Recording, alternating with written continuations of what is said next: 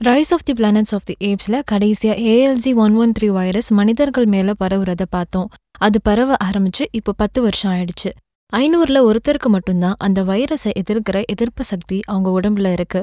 ஏப்புடைய population அதிகமாகிட்டே போச்சு. அதே நேரத்துல மனிதர்களுடைய பாப்புலேஷன் கம்மியாகிட்டே இருந்துச்சு. வைரஸின் பாதிப்பின் விளைவா நோய்வாய்ப்பட்டு மனிதர்கள் ஒருத்தர் அடிச்சுட்டு மிருகத்தனமா கடந்த சில ஆண்டுகள்ல மாறிட்டாங்க. அது நியூஸ்ல ரெட் லைன்ல இண்டிகேட் பண்ணி காமிக்கிறாங்க. ஏப்ஸ், சிம்பன்சி எல்லாத்தையும் வழி நடத்திட்டு கூட்டி போன ஏப் உடைய தலைவனான சீசர் தான் கூட்டத்தோட மியூர் உட்ஸ்ன்ற சான் பிரான்சிஸ்கோ காட்டுல தான் வாழ்ந்துட்டு வருது. கூட்டமா காட்டுல மான்கள் கடந்து போகும்போது அதை வேட்டையாடுறதுக்காக ஏப் எல்லாம் காத்திருக்கு. அந்த பாதையில மான்கள் வந்துட்டு இருக்குன்னு சீசர் கூட்டாளியான கோபா சீசருக்கு தெரியப்படுத்துது சைகை மொழியில. வேட்டைக்காக மான்களை பின்தொடர்த்த சில மான்கள் மட்டும் மாட்டிக்குது. சீசர் மகனான ப்ளூ ஐஸ் காயப்பட்ட மானை பின்தொடர்ந்து குறி வச்சு போக அங்க எதிர்பாராத விதமா கரடி வந்து ப்ளூ ஐஸை தாக்குது. ப்ளூ ஐஸை கரடி காயப்படுத்த உடனடியா சீசர் ப்ளூ ஐஸை காப்பாத்த வருது.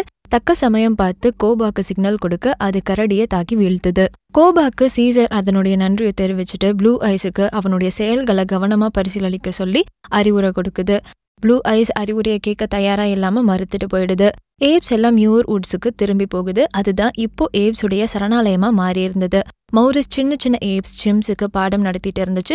ஏப்ஸுக்குன்னு சில விதிமுறைகளை கூட பின்னாடி பாறையில எழுதி சொல்லி கொடுத்துட்டு இருந்துச்சு. அந்த விதிமுறைகள்ல முக்கியமான ஒண்ணுதான் ஏப் நாட் கில் ஏப், அதாவது குரங்கையே கொல்லக்கூடாது.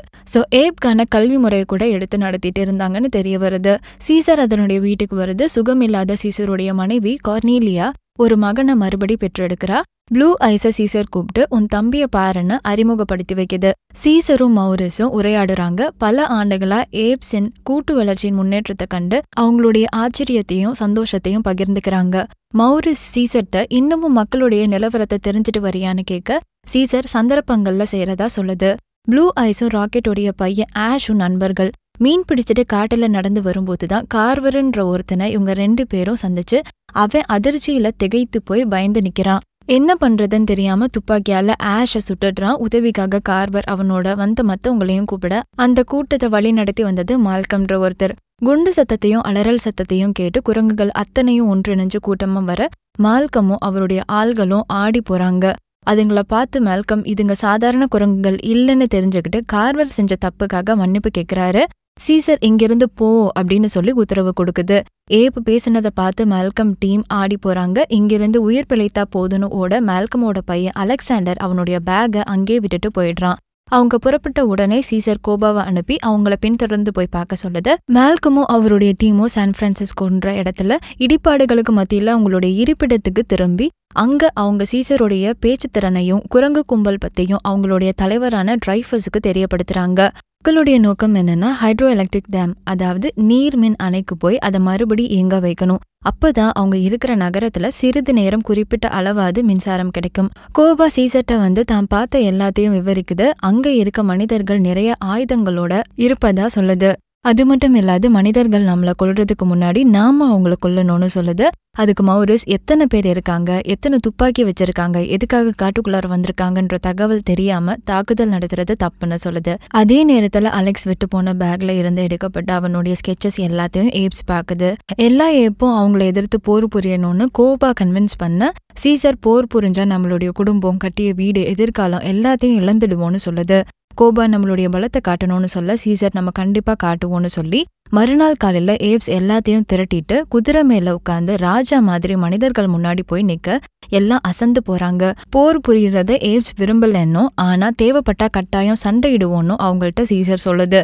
மால்கம்ட்ட அலெக்ஸ் விட்டு போன அவனுடைய பேகை கொடுத்துட்டு போறதுக்கு முன்னாடி மனிதர்கள் யாரும் ஏப்ஸுடைய நிலப்பரப்புக்கு வரக்கூடாதுன்னு எச்சரிச்சுட்டு சீசர் போகுது. இந்த செயல் ஏப்ஸ் போன பிறகு மனிதர்கள் மத்தியில பூகம்பமா வெடிக்க அவங்களுடைய தலைவனான டிரைஃபஸ் சமாதானம் பண்ண முயற்சி செய்யறாரு. குரங்குகள் மேல அவநம்பிக்கையும் நடந்ததை கண்டு ஆத்திரத்தையும் தூண்டி அவங்கள கிளர்ந்தல செஞ்சது. மால்கம் கொஞ்ச நேரத்துக்கு பிறகு டிரைஃபஸை சந்திக்க அவர்கிட்ட மால்கம் மின்சாரத்தை திரும்பி பெற டேம் தான் ஒரே ஆப்ஷன்னும், போதுமான நேரம் இருந்தாலே குரங்குகளை அடைய அனுமதிக்கவும் தடையை அகற்றவும் மின்சாரம் உற்பத்தி செய்யவும் முடியும்னு சொல்றாரு. டிரைஃபர்ஸ்ட குரங்குகளை சந்திக்க அனுமதி கேட்க டிரைஃபர்ஸ் அனுமதி கொடுக்கறாரு. மேலும் வேலையை முடிக்க 3 நாள் மட்டுமே அவகாசம் கொடுத்திருக்காரு. ஒருவேளை 3 நாள்ல அவங்க திரும்பலைன்னா குரங்குகளை எதிர்த்து தாக்குதல் நடத்துவோம்னு சொல்றாரு. மால்கம் ஏப்ஸ் இருக்க இடத்துக்கு போக தயாராக அவருடைய மனைவி எல்லியும் அவரோட வரதா சொல்ல மால்கம் மறுத்து எல்லிய அவருடைய பையனான அலெக்ஸோட பாதுகாப்பா இருக்க சொல்றாரு. இதை எல்லாத்தையும் ஒட்டு கேட்டுட்டு இருந்த அலெக்ஸ் நானும் வரேன்னு சொல்றான். மால்கமும் அவர் டீமோட காட்டுக்குள்ளார போறாரு. ஆனா சீசரை முதல்ல பார்க்க நான் மட்டுமே போறேன்னு சொல்லி கிளம்புறாரு. ஏப்புடைய எல்லைக்குள்ளார நுழைந்து மால்கம பதுங்கி இருந்து ஏப்ஸ் எல்லாம் தாக்கி அவரை சீசர்ட்ட எடுத்துட்டு போகுதுங்க. சீசர்ட்ட மால்கம் அவங்களுக்கு எந்த ஒரு பாதிப்பும் கொடுக்க வரலன்னு டேம்ல ஏற்பட்ட சில பிரச்சனைகளை சரி பண்ணவே வந்தேன்னு சொல்ல சீசர் அந்த இடத்த எனக்கு காமின்னு சொல்லுது. மால்கம் சீசரையும் மத்த ஏப்ஸையும் அந்த இடத்துக்கு கூட்டி போறாரு. அந்த ஃபால்ட் ஏற்பட்டிருக்கிறதையும் அதை சரி பண்ணாத அவங்களுக்கு தேவைப்படுற மின்சாரம் கிடைக்கும்னு சொல்ல சீசர் டேமோட ஹைட்ரோ எலக்ட்ரிக் பவர் ஜெனரேஷனை சரி பண்ண அனுமதி கொடுக்குது. ஆனா ஒரு கண்டிஷன்ல, அங்க வந்திருக்க எல்லாரும் அவங்களுடைய கன்ஸை சரண்டர் பண்ணணும், யார்கிட்டையுமே கன்ஸ் இருக்கக்கூடாதுன்னு சொல்லி அவங்கள்ட்ட இருக்க கன்ஸ் எல்லாத்தையும் வாங்கி ஏப்ஸ் அதை துண்டு துண்டா அடிச்சுன்னு இருக்குது. கோபா மறுபடி சீசர்ட்ட ஜென்சிஸ்ல துன்புறுத்தின மனிதர்கள் தந்த தழும்புகள் தான் இதெல்லாம், அப்படிப்பட்ட மனிதர்களை நான் நம்ப தயாரா இல்ல, நாம அவங்க வீக்கா இருக்கும் போதே அவங்கள கொன்னுடலான்னு சொல்லுது. மேலும் மனிதர்கள் மீது சீசருக்கு இருக்கும் அதனுடைய விருப்பத்தை கோபா ஏற்க தயாரா இல்லைன்னு சொல்லுது. சீசர் இந்த வாய்ப்பை மனிதர்களோட சமரசம் செய்யவே நான் பாக்குறேன்னு மறுமொழி சொல்லுது. மால்கம் டீம் காட்டுல முகாம் அமைச்சிருக்காங்க. ஃபாஸ்டர் ஏப்ஸ் சுற்றுச்சூழலை அதற்கு ஏத்த மாதிரி மாத்தி அமைக்கிறதுல ரொம்ப திறமையானவங்கன்னும் மனிதர்களை போல ஸ்ட்ராங் ஆக அதுங்களுக்கு பவர்ஸ் தேவையில்லைன்னு அவர் கவனிச்சதை வச்சு சொல்றாரு. கார்வர் நோய்களை பரப்பின குரங்குகள் அழிக்கணும்னு சொல்றாரு. எல்லி லேப்ல இருந்து பரவுன வைரஸ்க்கு குரங்கள் எப்படி காரணமாகும்னு கேட்க அதுக்கு கார்வர் அதே வைரஸால தான் உன்னுடைய பொண்ணு இறந்து போயிட்டா, மால்கமுடைய முதல் மனைவியும் இறந்து போயிட்டான்னு சொல்லி காட்டுறான். சீசர் மனைவி கொர்னீலியா 2வது மகனை பெற்றெடுத்த பிறகு போஸ்ட்மார்ட்டம் ஃபீவர் வந்து சுகம் இல்லாம இருந்தது. கூடாரம் போடுறதுக்கு அந்த இடத்துல மௌரிஸ் அலெக்ஸ் வச்சிருந்த புஸ்தகத்தையும் அவனையும் பார்த்துட்டே நினைச்சு மறுநாள் காலையில கோபா எங்கன்னு தெரியாதனால சீசரும் மத்த ஏப்பும் அடுத்த வேட்டைக்கு போறாங்க. கோபா இன்னும் 2 குரங்குகளை கூட்டிட்டு நகரத்துல மக்கள் பயன்பாட்டிற்கு வைக்கப்பட்டிருந்த துப்பாக்கி ஆயுதங்கள் இருக்க இடத்த கண்டுபிடிச்சு போக அந்த காம்ப்ளெக்ஸ்ல இருக்கும்போது கோபாவா கண்டுபிடிச்ச ஒருத்தன் அதை கொல்ல தயாராகிறான். அவன் பயத்துல இன்னொருத்தனையும் கூப்பிட 2 பேரும் கோபாவை சுட தயாரா இருக்காங்க. கோபாவோ சாமத்தியமா யோசிச்சு சாதாரண குரங்க போல சாப்பாடு கேட்டு நடிக்க அவங்களும் இது பசியால தான் இடம் மாறி வந்துருச்சுன்னு நினைச்சு அனுப்பி வச்சிடுறாங்க.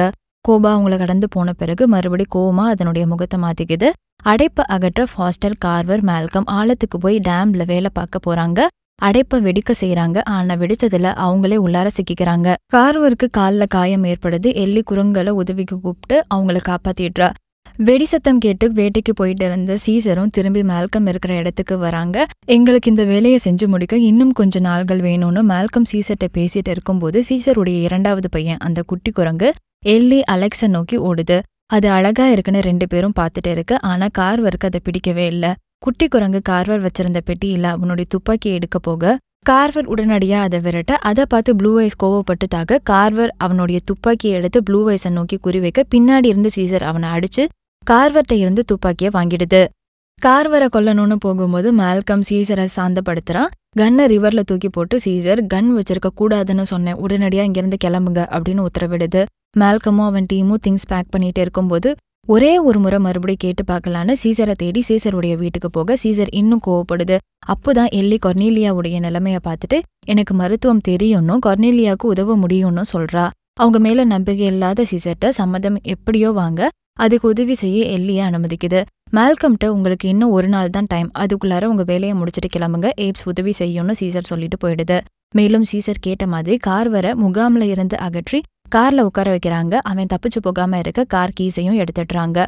டாஸ்கை முடிக்கிறதுக்காக மால்கமும் அவருடைய டீமும் மறுபடியும் டேமுக்கு போறாங்க. கிட்டத்தட்ட எல்லா ஏப்ஸ்டையும் கோபா மனிதர்கள் பத்தியும் அவங்க வச்சிருக்க ஆயுதங்களை பத்தியும் எச்சரிச்சுட்டு சீசரை தேடி டேமுக்கு வர அங்க அலெக்ஸ்ட தேவையில்லாம சண்டை இழுக்குது. மால்கம் அலெக்ஸ அதிட்ட இருந்து பாதுகாக்க முயற்சி செய்ய 2 பேரையுமே கோபா தாக்க வரும்போது மௌரிஸ் அவங்களுக்காக கோபாக்கு தடையா முன்னிக்க சரியா அந்த சமயத்துல சீசர் வருது. சீசரை ஆக்ரோஷத்தோட எதிர்கொண்ட கோபா நீ உன் மகனை காட்டிலும் மனிதர்களையே அதிகமா நேசிக்கிறேன்னு சொல்ல அதை கேட்டுட்டு சீசர் பயங்கரமா கோவப்பட்டு கிட்டத்தட்ட கோபாவை கொல்ற அளவுக்கு சீசர் தாக்கிடுது. ஒரு ஏப் இன்னொரு ஏப்பை கொல்லக்கூடாதுன்றத ஞாபகப்படுத்திட்டு கோபாவை கொல்லாம விட விருப்பமே இல்லாம கோபா மன்னிப்பு கேட்க சீசரும் மன்னிக்குது. இதை எல்லாத்தையும் பார்த்து கோபமா இருக்க ப்ளூ ஐஸை சமாதானப்படுத்த சீசர் முயற்சிக்க ஆனா ப்ளூ ஐஸ் அதை காது கொடுத்து கேட்க கூட தயாரா இல்ல. கோபா கூட வெப்பன்ஸ் செக் பண்ண போன 2 குரங்குல ஒண்ணு கோபாட்ட ஏன் அவங்க கண்டுபிடிச்ச வெப்பன்ஸை பத்தி சீசர்ட்ட சொல்லலைன்னு கேட்க கோபா நான் மட்டும் இல்ல நீயும் அதை பத்தி சீசர்ட்ட சொல்லக்கூடாது அப்படின்னு சொல்லிடுது. பின்னர் கோபா ப்ளூ ஐஸ்ட போய் இதுக்கு பிறகு என்னைய நம்ப உங்க அப்பா தயாரா இல்ல, அதனால நீ தான் இனி சீசரை மனிதர்கள்ட்ட இருந்து காப்பாத்தணும்னு சொல்லுது. அதோட மனிதர்கள் இங்க இருக்க வரைக்கும் சீசருடைய உயிரை நினைச்சா எனக்கு பயமா தான் இருக்கு அப்படின்னு சொல்லிட்டு போயிடுது. மௌரிஸ் மறுபடி அலெக்ஸ அவனுடைய கூடாரத்துல சந்திக்க மௌரிஸ்க்காக புஸ்தகத்தோட காத்திருந்த அலெக்ஸ் மௌரிஸ்க்கு கற்பிக்கிறான். கோபா மீண்டும் வெப்பன்ஸ் வச்சிருக்க காம்ப்ளெக்ஸுக்கு வருது. அங்க பார்த்து அதே 2 பேரை மறுபடியும் சந்திக்குது. அவங்க மதுபோதையில இருந்தபோது அவங்கள்ட்ட விளையாட்டுத்தனமா இருக்க மாதிரி நடிச்சு ஏமாத்தி அவங்கள்ட்ட இருந்து துப்பாக்கியை எடுத்து அவங்களையே சுட்டு கொன்னுடுது. மால்கமும் அவருடைய டீமும் ஒரு வழியா ஜென்ரேட்டரை ரீஸ்டார்ட் பண்ணி பவர்ஸை கொண்டு வர வச்சு ஸ்டோர்ல மியூசிக்லாம் பிளே பண்ணி செக் பண்றாங்க. அங்கிருந்து கன்னை எடுத்துட்டு வந்த கோபா தனியா கார்ல இருந்த கார்வரை தாக்கி கொன்னுடுது.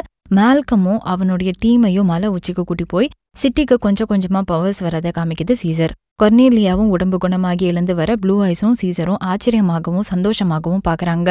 எல்லாம் நல்லபடியா போயிட்டு இருக்க அந்த நேரத்துல கோபா அதனுடைய கூட்டாளிகளை ஏப்ஸ் இருப்பிடத்துல யாருக்கும் தெரியாம நெருப்பு பத்த வைக்க சொல்ல அதையும் செஞ்ச பிறகு துப்பாக்கியோட கோபா சீசரை குறி வச்சு கீழே மறைஞ்சு நிக்க சீசர் மட்டும் அதை கவனிச்ச சில வினாடிகள்லயே சீசரை ஷூட் பண்ணிடுது கோபா. சீசர் மேலிருந்து கீழே விழ மத்த ஏப்ஸ் எல்லாம் வந்து யாரு ஷூட் பண்ணாங்கன்னு பாக்குறதுக்குள்ள கோபா அது இருந்த இடத்துல கார்வருடைய தொப்பியையும் கன்னையும் வச்சுட்டு போயிடுது.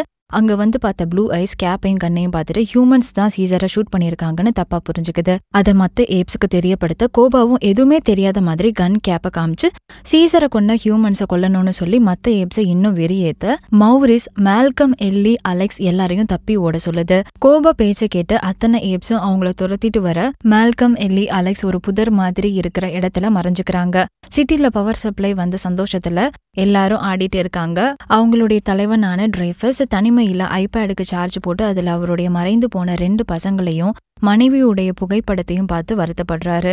அவருடைய குடும்பத்தினர் வைரஸ் பரவி அதுல நோய்வாய்ப்பட்டு இறந்து போயிட்டாங்க. அதுக்கு பிறகு டிரைஃபஸ் கண்ட்ரோல் ரூமுக்கு போறாரு. அங்க ஒருத்தன் அங்க மக்களை பத்திய தகவல் ரேடியோ கம்யூனிகேஷன் மூலியமா கொடுக்க முயற்சி செஞ்சுட்டு இருக்கான். திடீர்னு அவங்க இருக்கிற நகரத்துக்கு கோபா எல்லா ஏப்ஸையும் கூட்டிட்டு படையோட ஹியூமன்ஸ் இருக்க காம்பவுண்ட் வழியா முற்றுகையிட வருது. இந்த விஷயத்தை தெரிஞ்சுக்கிட்டு டிரைஃபஸ் ஏப்ஸை சுட ஆர்ம்டு சோல்ஜர்ஸை தயார்படுத்தி காம்பவுண்டுடைய கேட்டுக்கு மேல நிக்கிறாங்க. ஏப்ஸ் ஹியூமன்ஸை தாக்க, ஹியூமன்ஸ் மறுபடியும் ஏப்ஸை தாக்க 2 பக்கமும் சேதாரம் ஜாஸ்தியா இருக்கு. ராக்கெட் போல ஒரு வெப்பனை கொண்டு டிரைஃபஸ் பல ஏப்ஸை கொல்றாரு. எதையுமே பொருட்படுத்தாம தன்னுடைய தாக்குதல்ல கோபா அதுங்க மேல செலுத்திட்டே இருக்க ஒரு வழியா கோபா கேட்டையும் தாண்டி உயிரோட இருக்க ஏப்ஸை உள்ள கூட்டி போய் அங்கேயும் தாக்குதல் நடத்துது. மறுநாள் காலையில விடியும் போது மால்கம், எல்லி, அலெக்ஸ் மலையில இருந்து கீழே இறங்க சீசருடைய உடலை அங்க பாக்குறாங்க. இறந்துட்டதான் நினைச்சிட்டு இருந்த சீசர் கண்ணாசைக்க எல்லி அது உயிரோட இருக்குன்னு கண்டுபிடிச்சு அதை தூக்கிட்டு வந்த கார்ல ஏத்துறாங்க. மால்கம் எல்லிட்ட ஏன் கார்வர் ஷூட் பண்ணான்னு தெரியலன்னு சொல்ல சீசர் இத செஞ்சதை ஏப்னு சொல்லுது. ஒரு வயதான மனிதர் தன்னுடைய மனைவியை ஏப்ட இருந்து காப்பாத்து அவர் கையில கிடைச்ச போஸ்ட வச்சு ஏப்ப நோக்கி வீசுறாரு. கோபாவோ அதை கவனிச்சு பின்னாடி போய் அவர்கிட்ட இருந்து போஸ்ட பிடுங்கி அது ராக்கெட் பையன் ஆஷ்ட கொடுத்து அதை வச்சு அவரை கொல்ல சொல்லுது. ஆஷோ சீசர் இப்படிப்பட்ட செயல்களை செய்ய அனுமதிக்காது அப்படின்னு தான் செய்ய மாட்டேன்னு சொல்லிடுது. அதை கேட்டு கோபா கடுப்பாகி ஆஷை தரன்னு இழுத்துட்டு போய் பால்கனியில இருந்து கீழே தூக்கி போட்டு ஆஷை கொன்னுடுது. சீசர் போயாச்சு, இனி எல்லா ஏப்ஸும் என்னதான் ஃபாலோ பண்ணணும்னு கோபா சொல்லுது. சிகிச்சை கொடுக்க வண்டியில வச்சு கூட்டி போற மால்கம்ட்ட சீசர் ஒரு இடத்துல நிறுத்த சொல்லுது. நிறுத்தின இடமோ சீசர் சின்ன வயசுல வாழ்ந்த வில்லுடைய வீடு. அதுக்கு சிகிச்சை கொடுக்க இருந்த மெடிசன் பேக்கை எல்லி தவறுதலா பழைய இடத்துல விட்டுட்டு வந்ததுனால மால்கம் தனியா அந்த பேக்கை எடுத்துட்டு வர போறேன்னு சொல்லிட்டு கிளம்புறான். கோபா எல்லா மக்களையும் பிடிச்சு சிறையில போடுது. சிறையில அடைக்கப்பட்ட குரங்குகளோட வலிய மனிதர்களும் அனுபவிக்கணும்ன்றதுக்காக கோபா மறுபடி சில குரங்குகளை சிட்டிக்கு அனுப்பி மறைஞ்சிருக்கிற மனிதர்களை பிடிச்சிட்டு வர சொல்லி உத்தரவிடுது. ஏப்ஸும் வெப்பன்ஸ் எடுத்துட்டு கோபா பேச்சை கேட்டு சிட்டிக்கு போக கோபாவோட பேச்சை கேட்க தயாரா இல்லாத ஏப்ஸை கோபா ஒரு வேன்ல சிறை பிடிச்சு வச்சிருந்தது. அதுல மௌரிஸ், ராக்கெட் கூட இருந்தாங்க. ப்ளூ ஐஸ்ட மௌரிஸ் தன்னை தானே கோபாட்ட இருந்து காப்பாத்திக்க சொல்லி சைன் லாங்குவேஜ் மூலியமா வெளிப்படுத்துச்சு. மால்கம் நகர்ப்புறத்துல இருக்கிற ஏப்ஸ்ட இருந்து தப்பி பேகை எடுத்துட்டு வர வழியில ப்ளூ ஐஸ்ட மாட்டிக்கிறான். அவனை ஷூட் பண்றதுக்காக துப்பாக்கியில குறி வைக்க ஆனாலும் மனம் ஒப்பாம ப்ளூ ஐஸ் மறுபடி துப்பாக்கியை கீழே இறக்கிடுது. மால்கம் சீசர் உயிரோட இருக்கிறதா சொல்லி ப்ளூ ஐஸ அந்த வீட்டுக்கு கூட்டிட்டு வரான். சீசரை சாகிற நிலைமைக்கு காரணமாக்குனது மனிதர்கள் தானே. ப்ளூ ஐஸ் அவங்கள பார்த்து கோவப்பட சீசர் என்ன சுட்டது ஹியூமன்ஸ் இல்ல கோபான்னு சொல்லுது. ப்ளூ ஐஸ் சீசர்ட்ட அம்மாவும் தம்பியும் பாதுகாப்பா இருக்காங்கன்னு சொல்லுது. எல்லி சிகிச்சை கொடுக்கறாங்க. சீசர் எப்படியும் குணமடைஞ்சிரும்னு நம்பிக்கை கொடுக்கறாங்க. சீசருக்கு நினைவு திரும்ப ப்ளூ ஐஸ் சீசர்ட்ட மன்னிப்பு கேக்குது. சீசர் இல்ல, தப்பு என்னுடையதுதான், நான் தான் கோபாவை ஏப்புன்ற ஒரே காரணத்துக்காக கண்மூடித்தனமா நம்பிட்டேன். நான் என்னைக்கும் மனிதர்களை காட்டிலும் ஏப்ஸ் மேலுன்னு நினைச்சேன். ஆனா இப்போதான் நாமளும் எந்த அளவுக்கு அவங்கள மாதிரி இருக்கும்னு புரிஞ்சுக்கிட்டேன் அப்படின்னு சொல்ல ப்ளூ ஐஸ் கோபா ஆஷை கொன்னுட்டதா சொல்லி வருத்தப்படுது. மேலும் அது மேல ஏப்ஸுக்கு பயம் அதிகரிச்சு அதுக்காகவே மத்த ஏப்ஸும் அதனுடைய பேச்சை கேட்டு நடக்கிறதா சொல்லுது. சீசர் ப்ளூ ஐஸ்ட தனக்கு ஒரு உதவி செய்யுமாறு கேட்க ப்ளூ ஐஸ் சிறை பிடிச்சு வச்சிருக்க ஏப்ஸ்ட சீசர் உயிரோட இருக்குன்னு தெரியப்படுத்துது. ப்ளூ ஐஸ் சிறையில இருந்த ஏப்ஸை விடுவிக்குது. அதனுடைய விளைவா சிறையில இருந்த மனிதர்களையும் விடுவிக்குது. சீசர் அட்டிக்ல அதனுடைய அறையில சார்ஜிங்ல இருந்த பழைய கேமராவை கண்டுபிடிக்குது. அதுல வில் எடுத்து வச்சிருந்த பழைய வீடியோவை பாக்குது.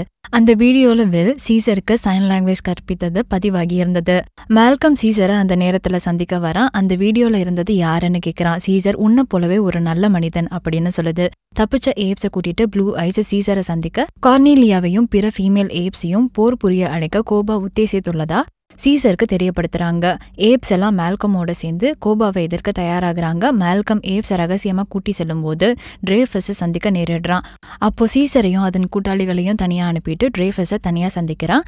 ட்ரேஃபஸும் மற்ற 2 பேரும் எப்படியோ மிலிட்ரிக்கு அவங்க சூழ்நிலையை தெரியப்படுத்தி உதவிக்கு கூப்பிடுறாங்க. அதே நேரத்துல அவங்க இருக்கிற முழு டவரையும் C4 எக்ஸ்ப்ளோசிவ்ஸால நிரப்பி குரங்கு வரும்போது அதை வெடிக்க செஞ்சு ஏப்ஸ் அழிக்க திட்டமிட்டு இருந்தாங்க.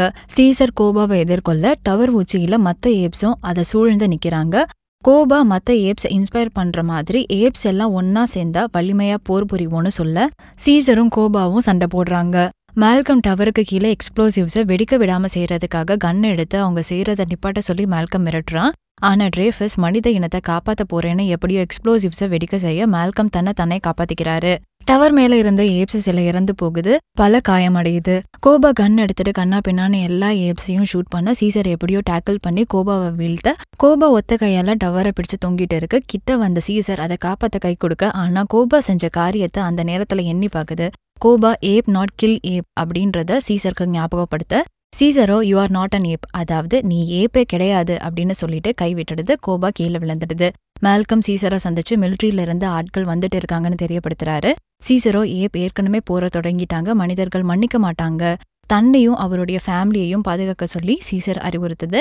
அவங்க 2 பேத்துக்கும் இருக்கிற நட்பு உறுதி செஞ்சுட்டு இனி அமைதிக்கான வாய்ப்பே இல்லைன்னு உணர்றாங்க. மீண்டும் குரங்குகளா சீசர் ஆட்சி செய்ய தயாராகுது. மால்கமும் அந்த இடத்த விட்டு போறாரு. ஏப்ஸ் எல்லாம் சீசருக்கு மறுபடி அடிபணியுது. சீசர் ஃபேமிலியோட ஒன்னு சேருது. அதே நேரத்துல ஏப்ஸும் ஒன்னு சேர்ந்து சீசர்ட்ட ஒவ்வொன்றும் மன்னிப்பு கேக்குது.